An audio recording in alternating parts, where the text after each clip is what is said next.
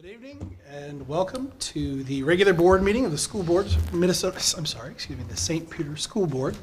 My name is Drew Dixon. I'm the vice chair. Our board chair is out this evening.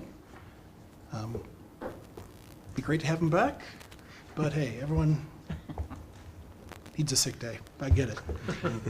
Ahead of time, I apologize for my sickly voice that I've been dealing with for like 3 weeks, so I'll try to speak up, but I'm a little hoarse, a little shaky. It is Monday, May 16th. We're here in the governor's room, 6:32. I'd like to call the meeting to order. And let's start with the Pledge of Allegiance, please.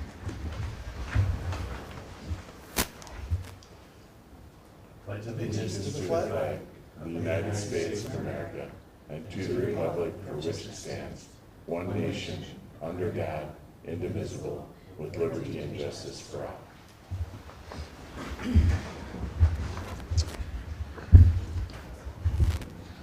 I will consider a motion to adopt the agenda. So move. Second. All those in favor? Aye. Opposed? Thank you. If there is an item on the agenda that you would like to speak to, that's fine. Please get your name over to Sarah, and we will find time to hear your comments. We will accept a motion to approve the consent agenda items en masse if we'd like, or we could read them individually if we need to, if there's a particular item that we need to call out. Willing to do that as well, or just take them as a whole. I move that we approve the consent agenda items. Second. Thank you. If possible, I'd like to just recognize publicly, we have 2 graduates from the Oshawa Learning Academy. Luis Carrasco and Dustin Hutchins have met their graduation requirements, so we are very proud of them. Thank you. Very good. Thank you. Oh, yes, we're here in the agenda. Yep, very good. Thank you. All those in favor? Aye. Aye. Opposed? Excellent. Thank you. Moving right along. All right, student spotlight, one of our personal favorite parts of the evening. I'll bring my own chair, but you ladies.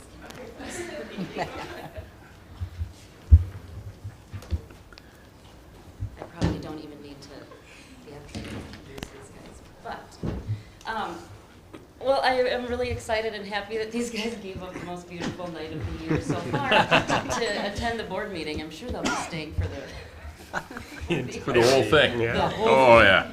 Riveting. it is riveting.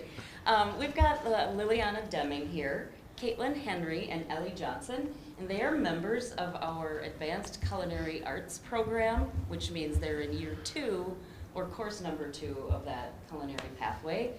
And they do the most fun final project in that class. I wish we had pictures for you. If I remember when I get back to my computer, I'll share them out with you guys. But they put together a restaurant, do all of the background work from start to finish, and then some of us are fortunate enough to dine in their restaurants. So I got an opportunity to eat at 2 of the restaurants, and it's how we do things. We eat like that all the time. So I'll let you guys talk about kind of the start to finish project and what you thought of it. Okay. So we first started off with like restaurants. So we each made our own presentation of like what restaurants we like and like what food and all that stuff. And then kind of like a brainstorm board, kind of. And then we shared it with the class so we could kind of get an idea of like what everyone's different likes and dislikes were. And then we grouped off into groups of like, was it 3 or 4 roughly, to like decide on our restaurants kind of based on what we liked. And then from there we made like recipe sheets and like we went through and crossed them off of which ones we didn't think would fit, and then we came up with a theme. So Caitlin and I were in a group together, and our theme was a diner. So we just came up with all these recipes that we thought would be good, and then we got to test out 2 from a drink section, an appetizer, a main meal, and dessert. And so then we decided between those.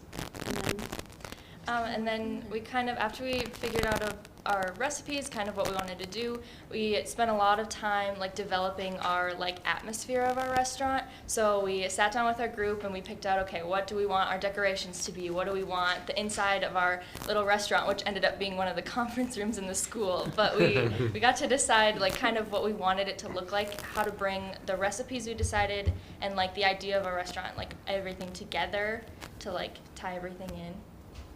Yeah. And then we got to, we spent 2 days testing recipes, and then we got to the week of like actually presenting or like making our projects. So each group got 1 day for prep, to prep any food and to decorate, and then we had a service day. So we invited everybody in, and we got to serve them like an actual restaurant. So we had servers, we had bussers, we had a head chef, we had pastry chefs. Everyone kind of had a different role, and so it was basically like a mini pop-up restaurant within the school. So, yeah. Wow. Yeah. Awesome. And we used props from the theater, so like for our diner, there's not much that we had at home. And so we found like this small jukebox that we had, and then we played like 50s music, and then our servers had poodle skirts on. So it just like really made it like tie together, so. What were all the themes? Well, they had a diner. We have one that is serving tomorrow. That's our last restaurant. They're kind of like a sports bar theme. There was one that was like garden themed, so they had like really fresh foods. And then mine was like a bohemian lunch type of theme, so it was like really bright and lots of plants and all that kind of stuff. So Tomorrow's must be the group that came and asked if they could have a beer light and said, as long as you can't wear the t-shirts, probably yeah, neon that's the sign. The world.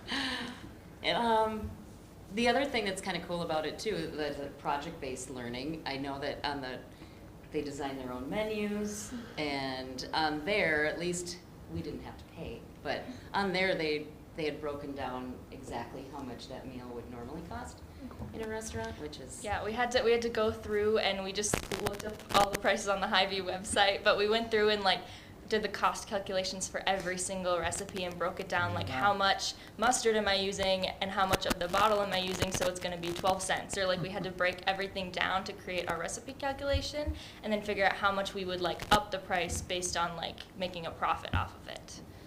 So yeah, we had tons of those sheets to do, but then we put it on our menu, and that was that.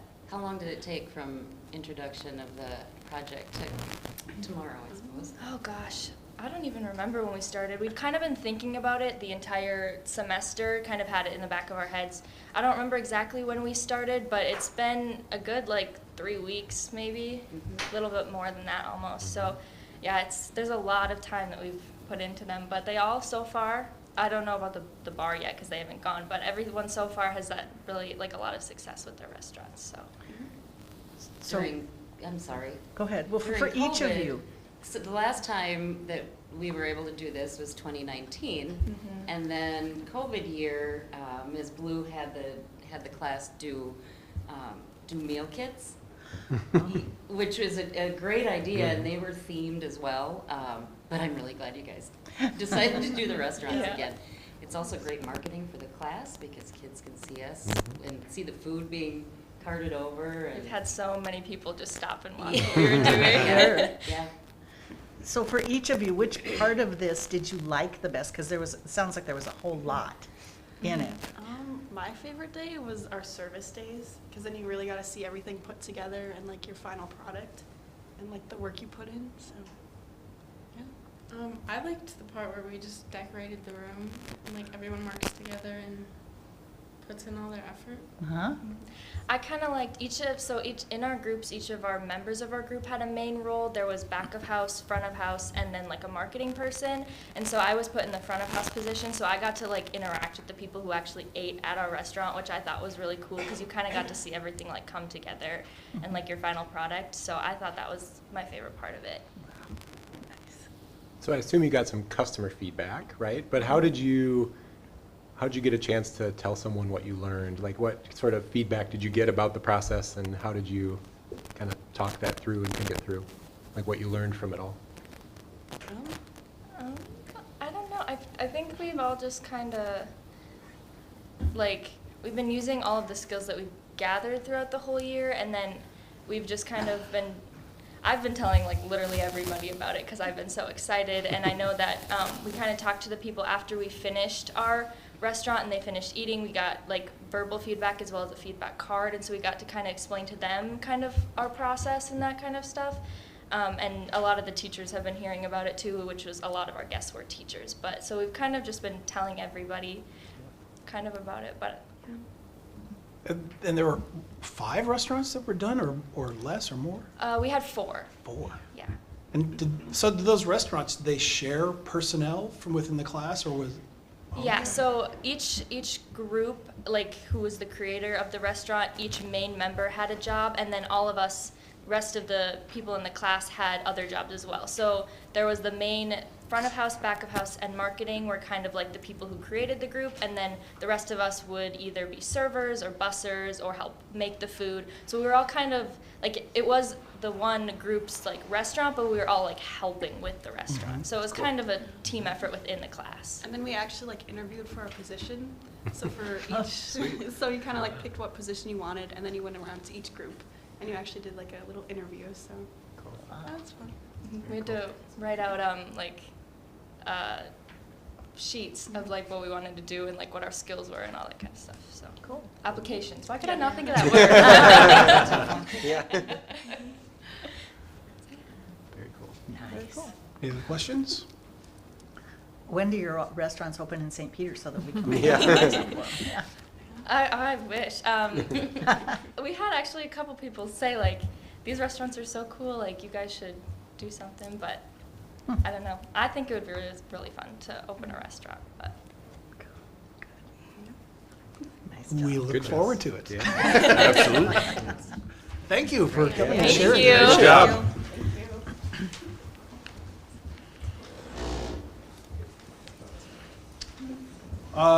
No student council report tonight. Our student council representatives are involved in a concert tonight.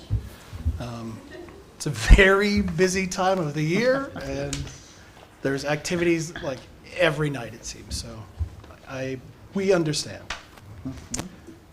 Off to our action items this evening. We've got 4 action items, one of which is a resolution. We'll get to that. First off, we're going to consider the policies for a single reading due to immaterial changes. Immaterial. Immaterial. Yeah. Immaterial changes. Yeah, there's a typo there. Should be immaterial, not immaterial. So when we have a policy change that doesn't really change the process or procedures of that policy, it's just changing basically the numbering on these, you can make that change in one reading. And so these 8 policies are policies that we currently have, and the language is just about the same as it was. And so there they are. I don't know if anyone else has anything they want to add to that. So it's just number change? Yeah. Well, I'll make a motion to approve those policies, how many are there, did you say, 9? 8. 8 policies. Should I read the numbers, or are we good with just referring to that addendum? I'm fine if you just refer to the Okay, then that's what I'm gonna do. packet. So I'll make that motion to approve the 8 policies as listed in the addendum. Very good. Do we have a second? Second. I should ask if we have any other discussion before we go to a vote. Anything else? Okay, very good. All those in favor? Aye. None of those opposed? Very good.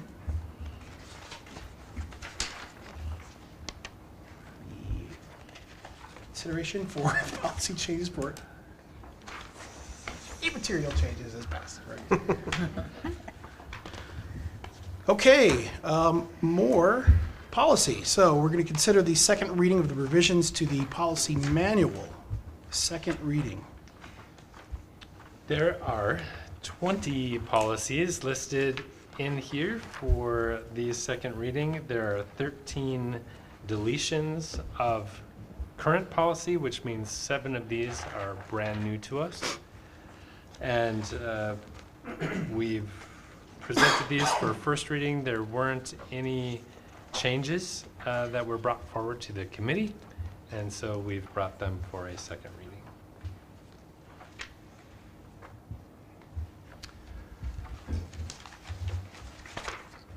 Any comments from the policy committee or highlights that we need to?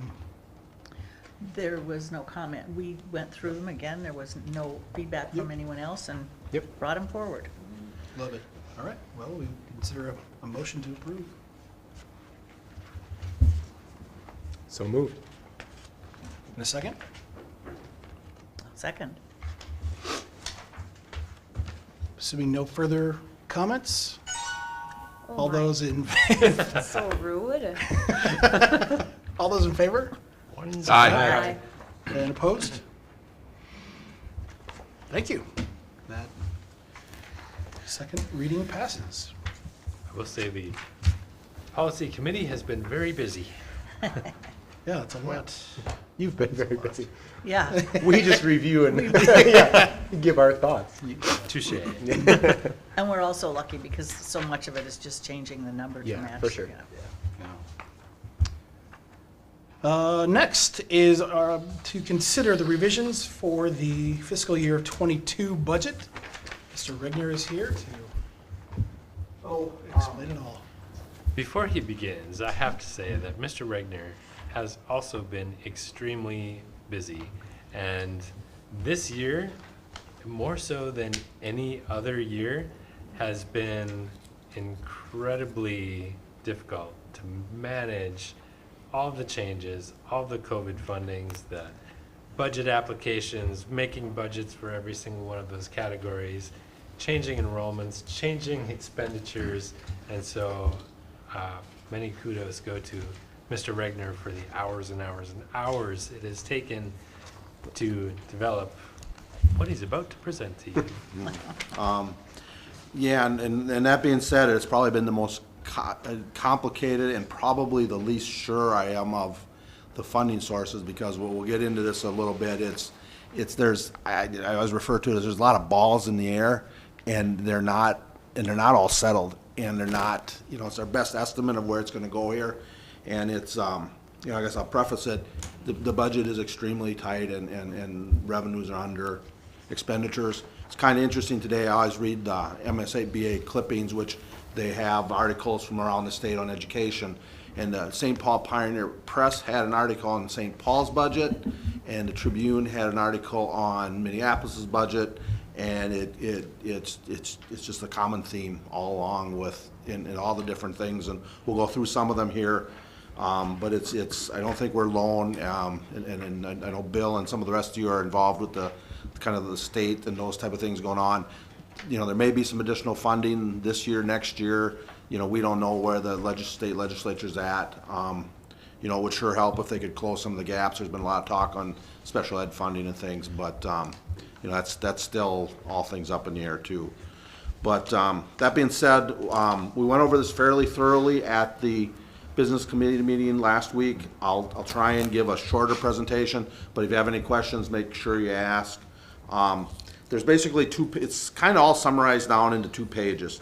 For those of you who've been here a while, the top page is kind of a summary of all funds, and then the second page is kind of a best shot estimate or snapshot of the 22, basically what we call the unassigned fund, which is our funds 1, 3, and 22. So maybe the easiest way to start is if we kind of just want to start on the bottom of the first page, because those are quicker. The trust fund is basically our 2 scholarship funds. We get interest, income, and revenue, and we pay out a couple scholarships, the Annexted and the Mauer. That's line 69. Line 65 is the debt redemption fund. That's pretty simple. The bond that was passed, or for the new school and the other improvements at the time, basically the revenue that comes in, and it fairly well matches the expenditures each year. Some years it's up a little bit, some years it's down a little bit, depending upon the tax collections and things, but that pretty well balances out. Line 61, 62, and 63, That kind of has to do, line 61 is the capital projects fund. If you remember, probably 12, 13 years ago, the school district passed the capital projects fund for 10 years, and we got some extra money for basically capital projects. There was $4,000 left in it. The levy expired or rolled off a couple years ago, so we're gonna spend the rest of the money this year. That's line basically 61. Line 62 is the money that's actually been left from the school bond referendum.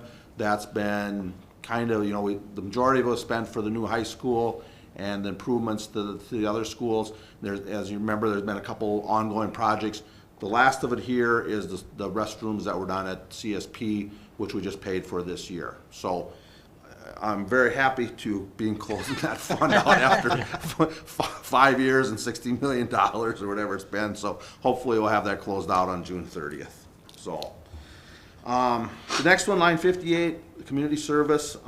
We've talked about that at length over the past. That one, the pandemic took the biggest hit in probably as far as, the revenue just dropped, the project stopped, and then also ComEd really consists of, our community projects and plus our ECFE classes and our school readiness classes. Besides that, we lost a lot of scholarship funding, probably low six figures in the ECFE department, and it hasn't recovered from those issues. So that one has been negative the last couple of years, and it's probably projected when we come back in June, will be negative again next year. The bright light is line 55, the food service fund. That one we have very ample funds in, and we have to spend it if we're over 3 months of balance. Basically, those last couple of years when the meals have been paid for, that we've gotten more money than what we charged, and everybody paid, and it's, and everybody, if it was free, everybody ate at school, so the number of meals have been up, so it's projecting a good balance. One thing that's not in there yet, and not in the general fund when we get there, is we can allocate some funds from the food service, or from the general fund costs, such as utilities, electricity, some supervision staff. And that's not always well known until we get the final numbers in for the year. So the numbers probably will go down a little bit. The expenses will go up for food service, and they'll go down for the regular funds when we get all said and done here. But the food service is gonna finish a good deal in the black. So we did do some improvements to try and spend some of the money last year on things that were needed. A couple dishwashers went in, and I don't want to get back into it, but the decision to it did provide some additional funds here to go back to the self-op, which that played into it too. So if we want to start kind of just on the bottom up from line 40 is the general fund money. Line 37 is miscellaneous scholarships, which we don't really have money or a trust document controlling it, but people have given funds, and you'll see in a couple weeks here when they give them out at the award ceremonies and things, that's where those funds come. They differ from the trust number 7, and we have actual documents there that control it and tell us how to do that. The concession fund, basically that is the concessions. It did start off a little negative. It went negative last year because we didn't have any concessions and we still had some expenses. So this year, it probably will break even, make a little bit of money. Lines 30 through 33 are basically the student activity funds at the 4 schools. The students' money, and it pretty much each year, hopefully the revenue equals the expenses and they zero out. So we just kind of project whatever revenue is, and the expenditures are about the same. So what they raise, they spend. We had to separate that out a couple years ago, if you remember, from the unassigned funds, because I think there were schools that were using that in their unassigned balances, and so it's separate money from the unassigned funds now. Lines basically 16 or 12 through 28 are different assigned funds. They're part of the general fund, but they're assigned, or they're like inventory things that are not in the unassigned balance that we typically talk about. They're for different items. I won't go through them line by line, but we'll get back into a couple of them. especially the big one, line 21, assigned for operating new high school. If you remember, when the high school was built, we put some money away for the operation of that because we didn't know what the costs were gonna be and everything was gonna go up. Enrollment had increased those years, and I think we ramped up the expenses, so we never really tapped into that money until this year, and we'll get into that. Line 223, or line 20 right above it too, I'll talk a little bit about the sign for bond and CSP. That is basically money that we had put away to pay for the balance of the restroom because it cost a little bit more than the money that was left in the bond fund. And so we transfer that out back to the unassigned fund because those expenses are there. Kind of if we go up to line 10, which is kind of the most activity and the most questions. We started the year with a fund balance of 5.4 million. If you remember last year, or FY21 that ended, June of 21, we actually ended up going up in the fund balance about $600,000. We took some money, some COVID funds last year. COVID expenses were probably down a little bit because of, the school not being in session all the time and various reasons. So, and we had planned to tap into the 1.6 million last year, but, when we're able, the COVID funds, and we'll get into that a little bit more too later, there's like 7 or 8 ones that you'll see on the second page, and they all have a little bit different requirements for what you can spend it for and what you can document it. So when we've been able to use it for the normal expenses, we have expensed it to that fund, so we can receive the funds and don't lose it. There is a couple that we may have trouble finding the correct expenses for, but I think we're gonna be pretty close on that. So that being said, we went up last year. This year we are projected, as you can see in columns D and E, that the expenditures are over the revenue by a considerable amount. And we'll get into some of those reasons here in a little bit. We're gonna try and offset some of that by the $223,000 transfer is because the expenses for the restroom are in the expenditures there, so that kind of balances out. And then we're gonna transfer about half of the money we had put away, and that maintains us the 4.8 million at about our 60-day fund balance. So that's kind of a quick overview of all the different funds. If you want to go to page 2, is kind of more the rollout of the different expenditures and really why the revenue has decreased somewhat and the expenditures have increased. The biggest causes probably, or there's a couple things that were a little bit unique this year. The restroom and also the changes at the Hoffman Center required us to add additional staff and add additional expenses, and we're probably up $230,000 to $250,000 in expenses due to that. And most of those students are special education, and with the special education tuition billing system, it takes us a couple of years to recover that funding. So we'll get, in a couple of years, when that all gets through the system, we should get, and we're working on trying to get everything put in right out there, because it is a big change. We should get some of those funds back, but there's no way we can put them in this year. The $220,000 for the CSP bathroom, and then also the allocations, which probably will come to a couple $100,000, which we can allocate out to these other funds, will help decrease some of that cost. Some of the reasons for the change this year, there's probably been 5 or 6 other ones. The biggest probably being the drop in enrollment of the students. We probably lost 90 to 100 ADMs from budget, which simply on the formula is close to 700,000. Plus, you lose the referendum money, and you lose a bunch of things. So you're probably, when all said and done, maybe 800,000, 900,000, maybe closer to $1 million from the loss of enrollment. Also, inflation. You guys all pay your utility bills too, and the gas pump, and that has obviously hit hard. Transportation, we added the extra route, and we have, we pay extra for the diesel when it gets above a certain route, a certain rate. So that also, settlements, just general inflation in labor is also a cause of it. So that's really the big side on the expense side and the one on the revenue. Could you mention the compensatory? Oh, yeah, good. Compensatory, the good news about the free lunches is our food service program. The bad news is we get compensatory income based upon our free and reduced rate. And typically it always ran in 35% of our students qualified for the free and reduced program. And we tried to get everybody to fill the forms out as much as we could, but we were down. Everybody in the state is down because a lot of people don't fill out the forms because there was no benefit to them.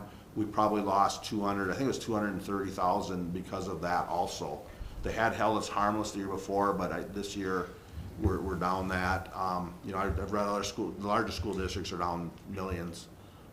So that's maybe part of what's in the state budget, the surplus, because that had all been budgeted. So that's why hopefully we'll get it back somewhere else. But that was a big revenue loss also. As you can see on the second sheet there too, we have there's 7 or 8 COVID, they separated them out by different finance codes, and that's how I tried to put them in here. So we are taking in a bunch of COVID funds to try and offset some of the negative impacts. We did move ahead some money we had planned to use next year, originally because of the shortfall. We still have about $1 million to $1.2 million in COVID funds besides this here. The one thing I'm unsure about is if we'll have all this in revenue next year or this year because of the different qualifications that it takes for that. If not, most of the money, there's one program, the testing program, that ends this year, but we can roll over most of those funds to next year if we can't take them this year. There's a lot of funds in here. The things that were big with the COVID were your mental health issues, summer school, kind of recovery, those type of things. Some of that I don't know if we'll end up putting in FY22 or 23 until we actually have the expenses. So that's kind of a little bit of a wild card, as is some of the transportation costs and stuff up in the air yet on that. We'll do, come next month, we'll have the budget for FY23. A couple good things there is we'll get the additional $450,000 of revenue from the referendum that was passed in November. And then, we take a look at where our enrollment is. We do have a smaller senior class graduating this year than, I don't know exactly, maybe Mrs. Engeldinger can help us out with that later. But it's 140 to 150, which is smaller than it's been the last couple of years. So we don't lose those students. And right now our kindergarten numbers, I think, look promising, but that's to be determined yet too. And then if some of the other students that left come back here next year.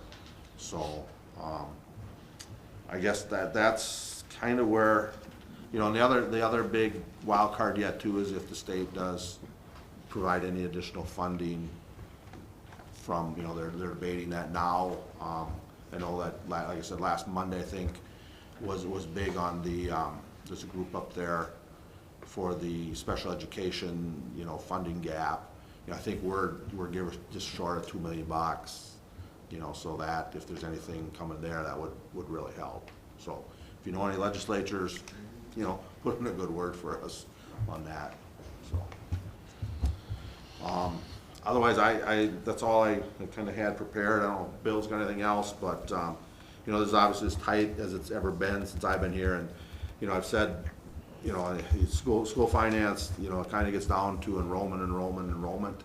This is the first year in 10 years we've dropped that I've been here. I think one year we might have been pretty steady, but that's that and inflation and a couple other just things that were, the Hoffman Center, they all kind of hit this year. So. Can I ask you a question? Yep.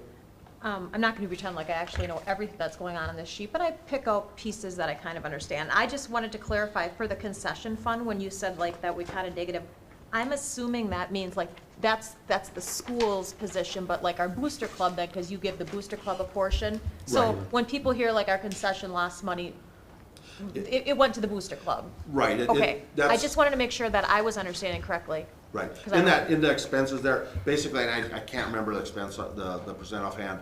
Typically, the Booster Club staffs the concession stand, and they get X percent of the things. So it kind of goes around a big Yeah. circle. No, So, I yeah, just that's- wanted to that's a make good sure. point, yeah. And then for the community service, those scholarships, and refresh my memory on that, that's just, we didn't really lose them from anything we did, they just kind of changed how they do their funding for those scholarships, for those early childhood scholarships? Yes, no, So yeah, it wasn't, like, we don't, okay. No, I think they made them open, and maybe Steve can help a little more on that, but yeah, we used to qualify for, like I said, $100,000 worth of them, and we don't get any anymore. The state changed things, so. All right. They're focusing those funds to more city areas, and so I'd say we just have not received as much. We did receive about $110,000, $120,000 at one point. This year we've received one scholarship to the tune of about $5,000. So Yikes. it's unfortunate, and my whole universal preschool, we Yeah. want kids to be ready. We need to have a funding source. So that it's very unfortunate. That's it, that's all I got. Yes, sir. As a member of the business committee, I will go with Bill and say, Tim, this is a lot of work. And I know that we've sat in meetings, numerous meetings about the budget. And I'll channel former members, Carlsrud and Meeks, who said, it's always good to have a fund balance for a rainy day, and it's raining. That I think they've said that often. And so we just need to keep our finger on it.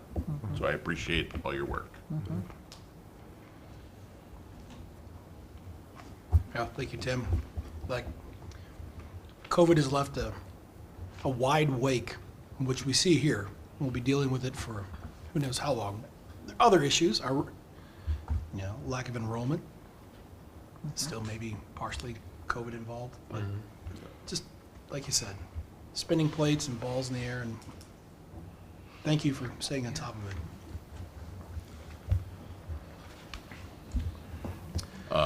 Chairman Dixon, Vice Chairman Dixon. Sorry. I move that we consider the revision for the fiscal year 22 budget. Very good, thank you. We have a second. I'll second. Do we have any other discussion? Okay, all those in favor, please say aye. Aye. And those opposed? Thank you. The motion passes. Oh, thank you, Mr. Regner. He's staying for the next one. And I'm glad you're still here. I can go on stay for a couple more. This next one's easier. Sorry, yes. So about that resolution, here we are. Before us is a resolution, consideration of a resolution designating MedSurety? Yeah, mid-surety, something like that. MedSurety LLC and Matrix Trust as a health reimbursement arrangement trustee. Currently, the healthcare plan has VIBA and HSA plans where it's employees' money and it's contributed and it's kept in a company. Right now, it's further, for those of you who maybe have heard the word select account.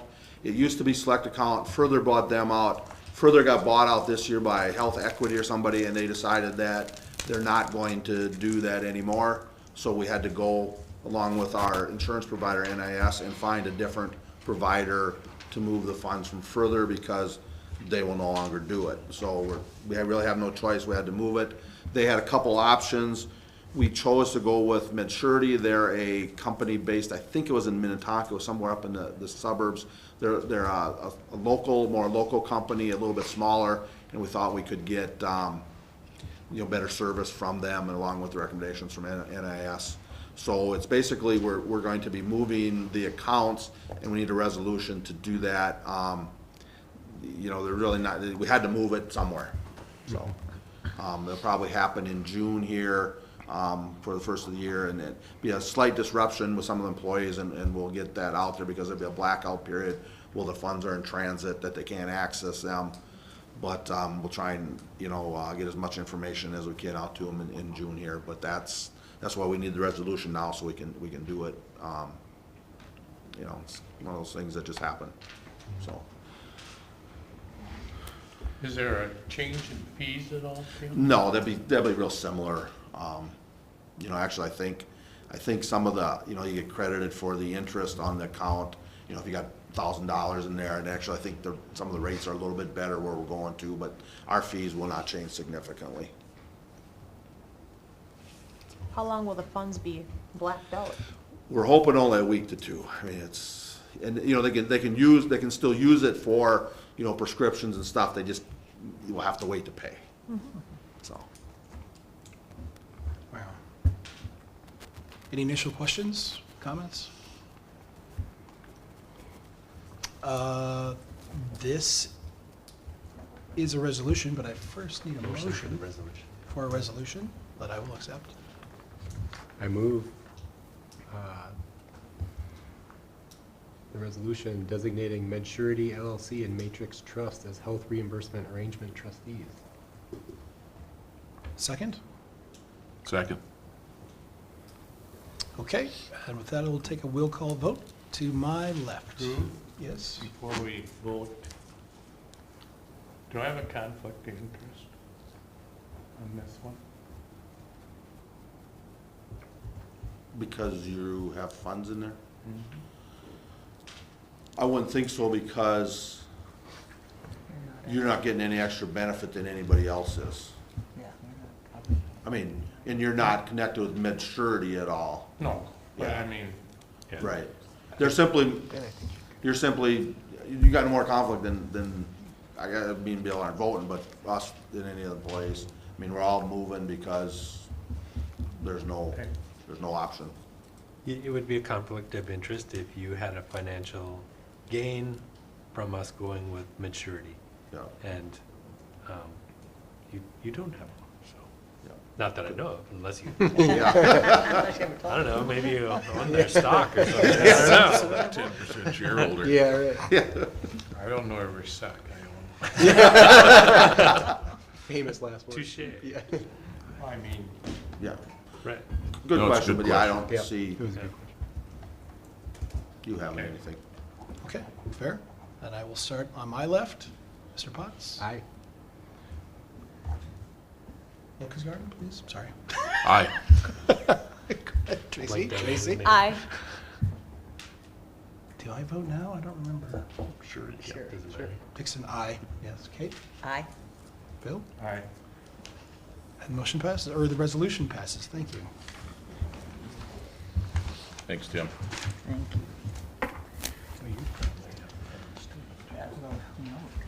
All right, information items tonight. We want to hear about summer programming in 2022. Yes, it's going to be a busy summer, and a couple of our staff are coming up to the table here to share more about that. It has been a bit of a challenge to get this all together, but hopefully, we still have a little bit more work to do, but hopefully we'll be set. After 2 years of virtually no summer programming, it's like, okay, what do we do again?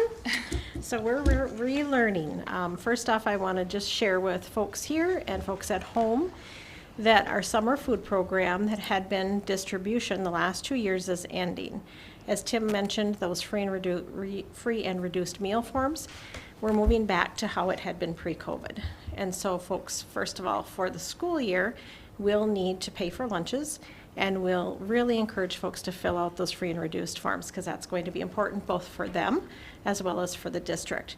So with that shift, we go back to traditional read and feed. So if you might recall, that's always been housed at the middle school. It's 5 days a week, breakfast and lunch, free for kids 18 and under. Well, this year, the high school site does not, or excuse me, the middle school site does not qualify.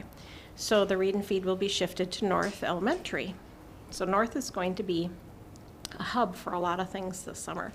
We will still offer breakfast and lunch. It does need to be eaten on site, and it's for children ages 1 to 18. So our hours for breakfast will be 7:30 to 9, and then lunch will be 11 until 12:30.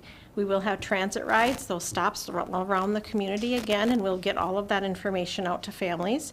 The program will run June 1st through August 12th. So just encouraging people to watch for information. And again, that's a self-supporting program because we do get reimbursed for those meals. Good program.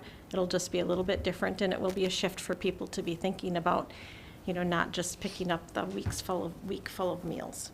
So that's program number 1. Program number 2 is our extended school year. So we have pre-K through grade 4, grade 8, extended school year for students who are on IEPs and qualify based on regression, et cetera. So those programs will be held from 3 to 4 weeks throughout the summer. Transportation is included for those students, and that's by invitation. So teachers will be reaching out to students if they would qualify that, or to families, excuse me. And then lastly, for my part of the report, we have our Summer Stars program. And that's our targeted services program for grades kindergarten through 8th grade. We usually run a 4-week, 4-day-a-week, 4 hours a day program, a 4x4x4, if you catch that. This year it's going to be a little bit different because of how July 4th falls. July 4th. Very good. Tracy, right here, Tracy, right here. So it will be an 18-day program this summer because we will take the 4th and 5th off. So we were either going to go to 14 or to 18, but it seems like it's more appropriate to add that programming. Last year we ended up doing 5 weeks just because we wanted to try to catch kids up. So that too will be housed at North this year for all kindergarten through 4th grade students who are invited. It's based on assessment scores, data, and invitation, and so families can be watching for that. There will be transportation provided as well, and the kids that attend that program will be able to eat breakfast and lunch because the read and feed will be there. So that's the pre-K4 plus middle school programming for summer that I'm reporting on. Sounds good. So the Hoffman Learning Center, the Oshawa Learning Academy, does an 18-day summer school program, and that's just part of our commitment with the PRTF.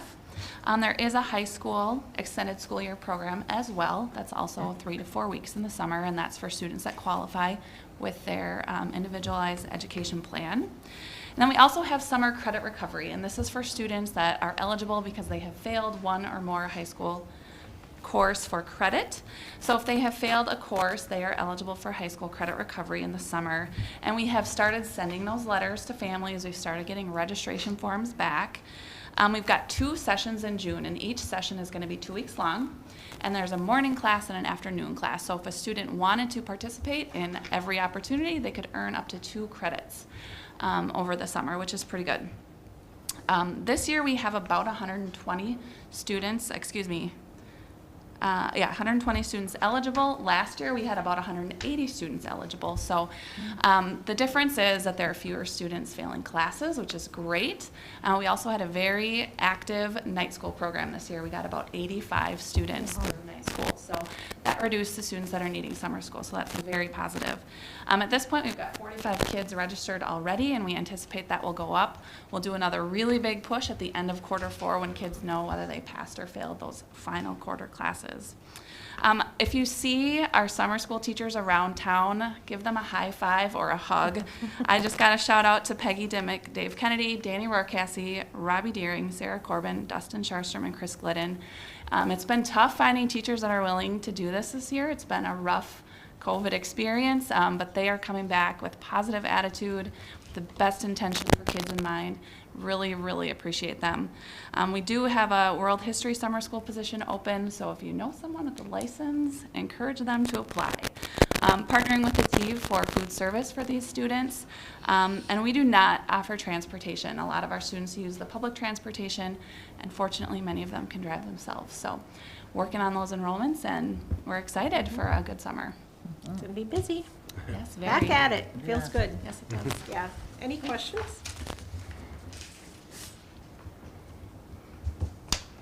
Very good. All right. Thank you. Thank for you. joining us. Thank you. Next, for our informational items, the first reading of revisions to the policy manual.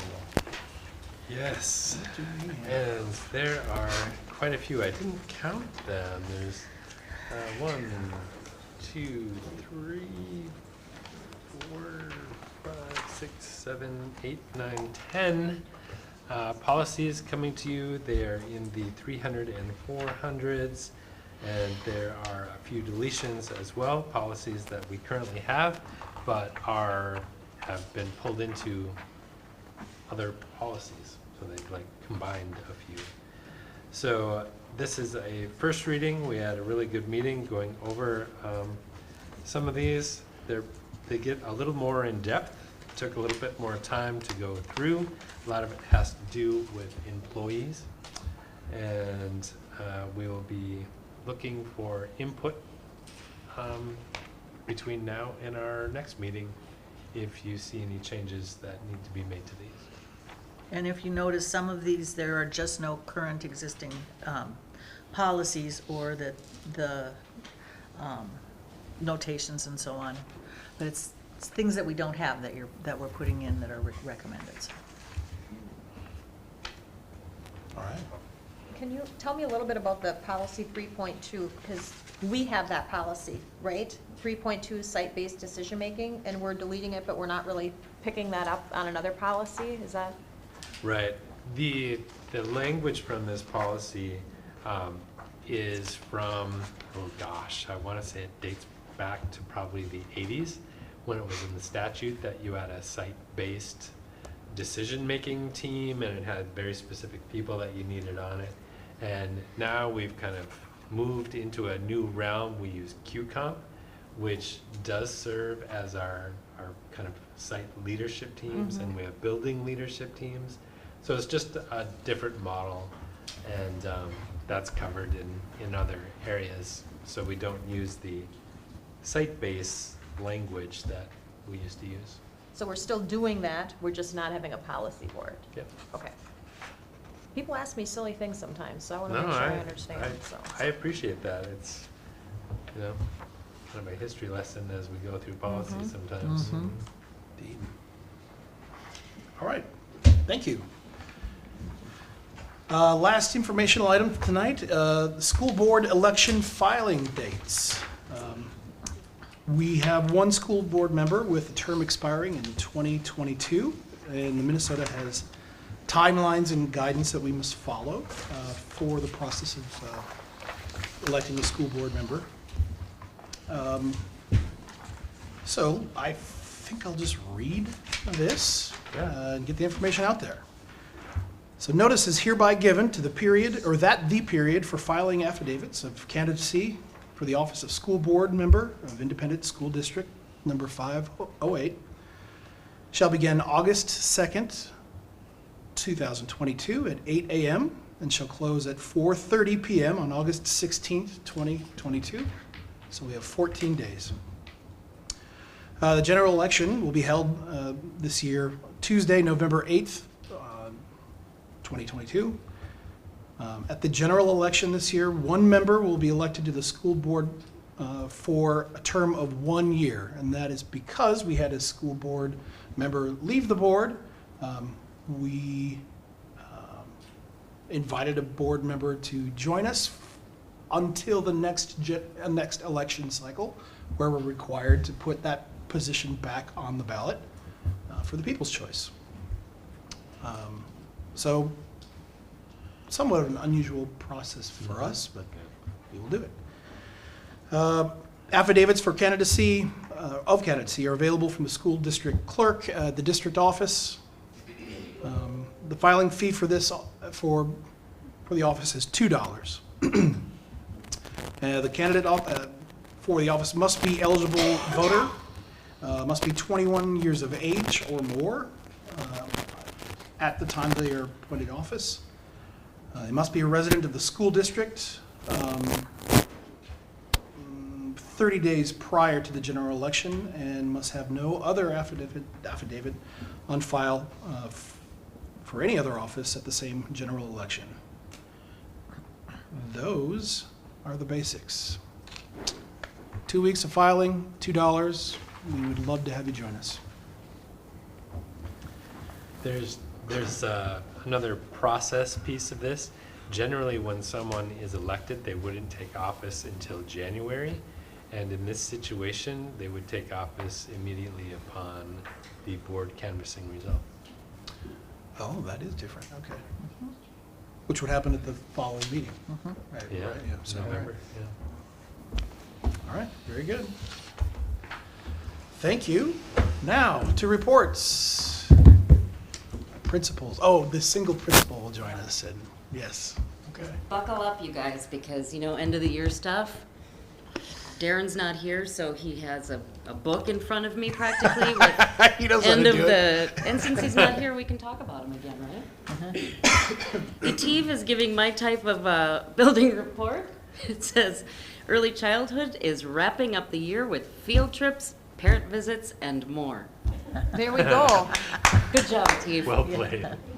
Ditto for self. Oh, I don't know.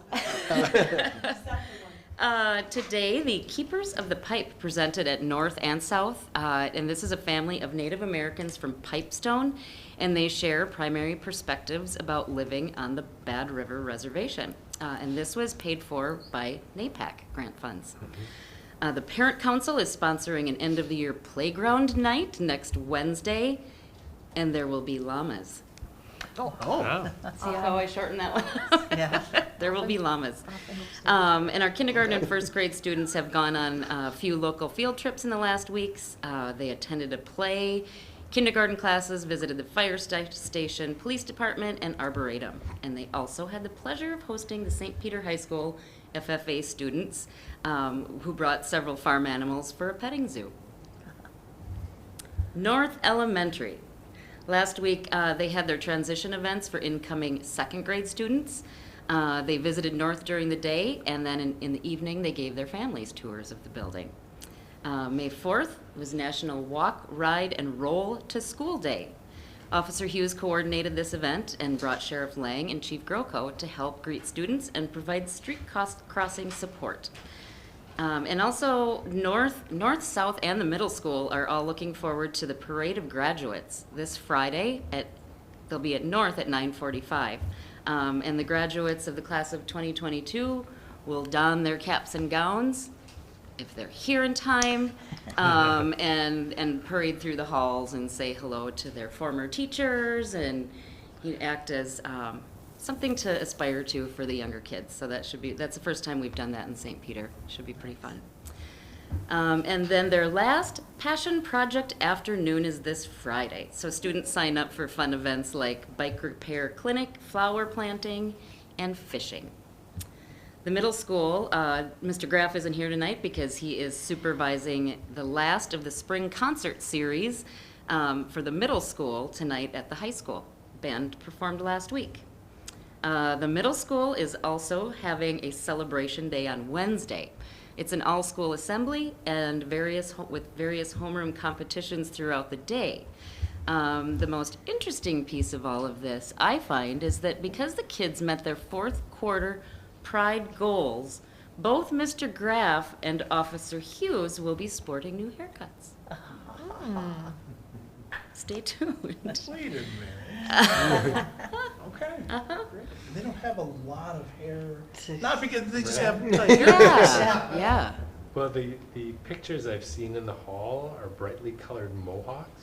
Oh. So I don't know if that's a hint to what is yet to come. It's on the table. Yeah. Darren Doherty might have look over his shoulder for some nice haircuts from the others. They also had 2 middle school adaptive bowling members at State, Abby Volts and Callie Brovald. Our whole team, 7 through 12, did great. We have a state champ, we have a second place team and a third place team as well. And if we can get that Coach Volts to come in here, I think that would be a really fun student spotlight at some point too. Really proud of those kids. At the high school this morning, we were surveying the patch of ground where kids then already got to work later in the day planting our orchard. we'll have 30 apple trees. They're really small, so they probably won't produce apples for another like 3 or more years. But that's a good project for them. The FFA soils team made it to nationals. They won state, and so off they went to Oklahoma for a week with the FFA. Wednesday is NHS induction and the Pops concert.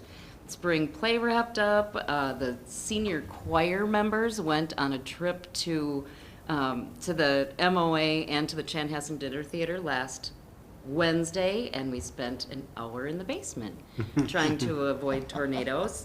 So not a lot of people could have probably toured the entire facility there, so that was pretty exciting.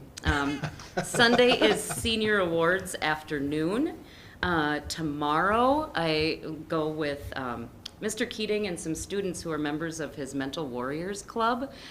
He won an award, the club and Sean Keating won an award from someplace called the Synergy and Leadership Exchange. And this was, the award is a Minnesota Promising Practices Award, and they'll be recognized at St. Mary's University tomorrow. We don't know what that comes with. This is the same organization that honored Sean Keating a year ago, and he was awarded quite a nice sum of money at that point. So we're kind of hoping that maybe the Mental Warriors will also do the same. We can adjust the budget. That's right. The NAPAC graduation celebration is this Friday afternoon, and that will include a feather ceremony that is taking place at the Kasota Community Center. That's next Next Thursday. Thursday. Next Thursday. Yeah. Did I say this Thursday? He said Friday. Okay. Keith Hansen he was elected as the Distinguished Service Award recipient. That would normally be announced tomorrow at the recognition banquet, but he will be coaching track. So we did that at the Friday early release and surprised him, played a little Kahoot game about guess the teacher, and it was really pretty touching. So nobody deserved that more, I think, after the last few years, heading up their union, and he was great to work with from an administrative side. Not only does he do all of that, but he coaches 3 sports, he drives the bus, he does pretty much everything in the district, so that was a great choice. And then graduation, next Friday at 8 p.m. I hope to see all of you there. We'll gather beforehand at about 7:30, and then we'll hopefully be graduating 144 kids. The alternative program will also be, the Rock Bend seniors will be participating in most of the high school senior activities, and they will also have their own celebration on site. Those Rock Bend kids are also doing a work skills competition tomorrow at South Central College, and participating in a day of service at McGowan's Family Farm. Thank you. Thank you. Thank you. Very good. All right, My turn. Mr. Gronseth. Well, as you can hear, there's a lot going on, and that has made the time just fly by. We have 8 days of school left, and those 8 days will remain just as full with all the field trips and activities and celebrations and, getting those loose ends wrapped up before the end of the year. So it's good to be getting back to traditions that haven't been in place since I've been here. So for a lot of things, it's my first time actually seeing the traditions come alive, and it's been great. So as such, we're looking forward to graduation next Friday. As Principal Engeldinger said, it'll be held in the high school gym, and we look forward to seeing everybody there. And we'll meet a little bit earlier. Usually, are we meeting in the conference room again? Yeah. So about 7:30 in the conference room, high school, the Fishbowl conference room. So I will meet you there. Just another word about food service. You've heard it a few times this evening. For the past 2 years, everyone's received it for free. That is not going to be the case anymore. However, we have continued to sell à la carte items all through this, and we haven't really talked about that.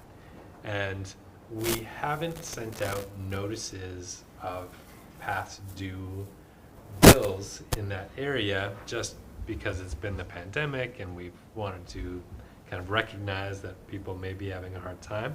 Recently, we did send out those notices. Thank you to those who have said, oh my goodness, and sent a check along to cover those.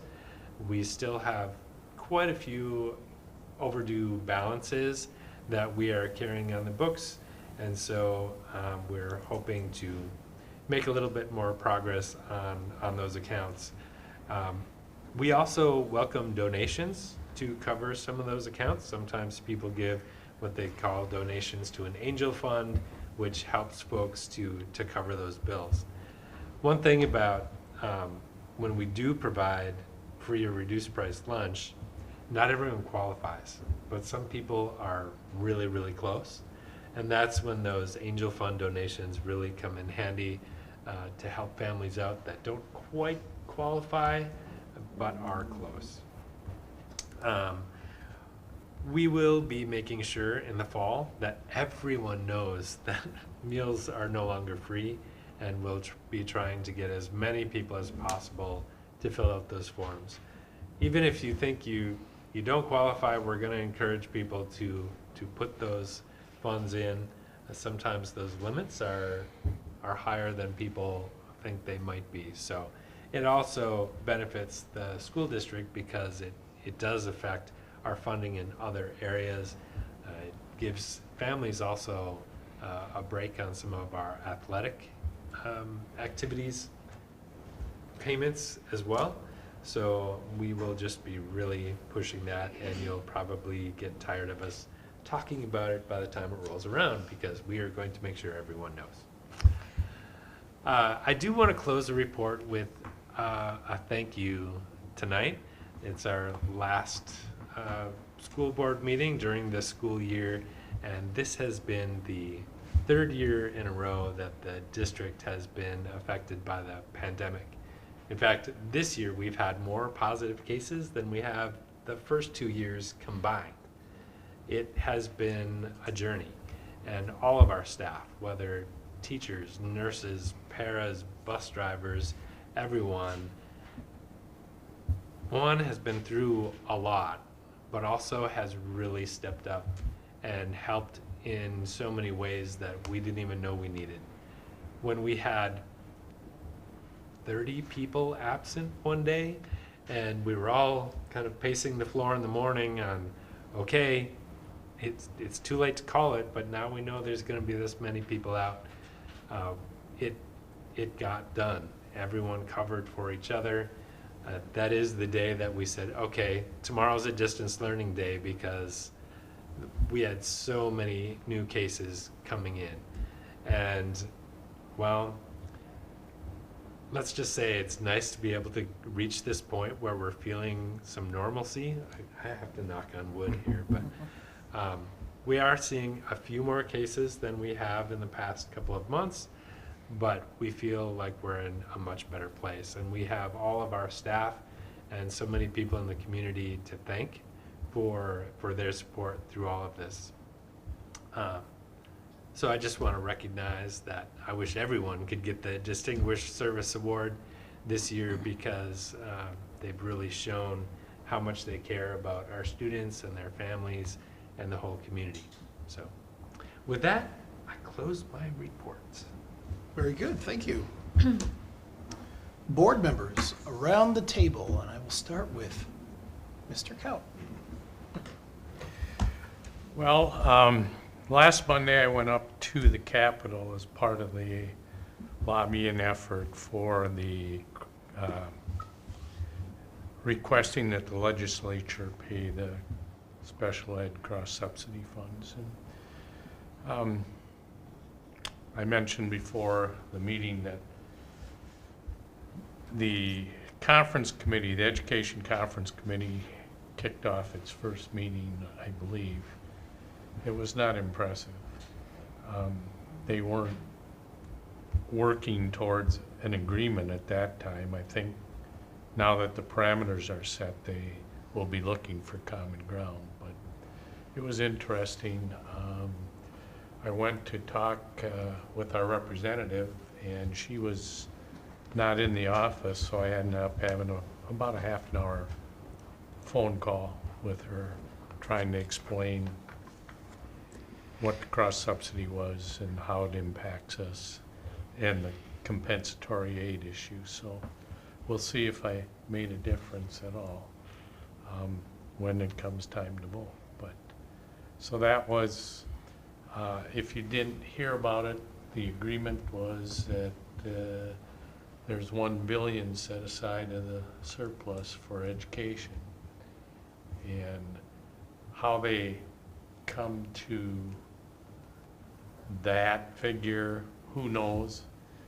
But for instance, I see a separate bill passed today about putting cameras on school buses for the stop signs. Whether that's coming out of public safety or education, I don't know. So, but that's an example. So hopefully there will be some agreement. Unfortunately, the Senate only had money allocated for a literacy program. And I did mention to our rep that St. Peter just initiated a new literacy program, and it would be kind of counterproductive if we had to throw that out, start over. So we'll see what happens. Thank you. Okay, Nothing, thank you. all right. Do we have anything? Just wanted to let people know, it's kind of school related, but the Land and Grand, there's that memorial, what do they call it, like a roll-in, you know, people bring their plastic cars. I think it's on was just asking my friend here, it's on Saturday from 10 to 2 at the high school. So if anybody wants to come out to that, it'll be a community event and a time to remember a good young man, so. Tim? I don't have anything. Charlie? I don't have anything, thank you. I don't either. All right, that's great. We have some upcoming meetings. We have a study session, Longview Education. I know, I thought we were going to Longview, I was kind of confused. Is that our topic? What is? So Longview Education is the company that is facilitating your discussions around equity. This was the grant that you had received through the South Central Service Co-op. Okay, thank you. I wasn't immediately familiar with Longview. Monday, that's May 23rd, at 6:30 in the conference room of the middle school. We have graduation again, Friday, May 27th, 8 p.m. We're meeting at 7:30 in the conference room. The Business Committee meets June 8th at 4 p.m. at the middle school conference room. Our Education Committee is meeting Tuesday, June 14th at 1 p.m. Same conference room in the middle school. We have our next regular board meeting scheduled for Monday, June 20th at 6:30, right here, same bat time. And then I believe we have a policy committee meeting on the Yeah. 24th at 7 a.m. Policy meeting 24th, 7 a.m. Yep. Very good. Thank you for the addendum. And with that, I'll make a motion to adjourn. do we have a second? I'll second. All those in favor? Aye. Aye. Opposed? Thank you. Meeting adjourned.